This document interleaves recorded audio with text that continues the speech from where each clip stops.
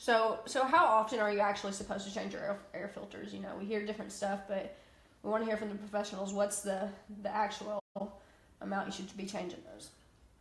This is really going to feel or really low on a wall somewhere inside the house.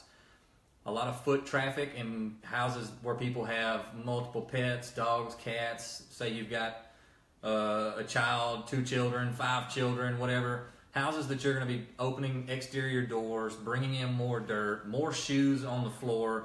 It doesn't really matter how often you clean your house, whether it's, a laboratory or, a brand new house on the block. It doesn't matter how clean it is, what kind of vacuum you got. You're still going to get a lot of dirt in your filter. And on a timely basis, that is going to judge how often I think you should change your filter. I would recommend to check your filter monthly, and at a no more than 6 months, you should be replacing every filter in your house, no matter what it is.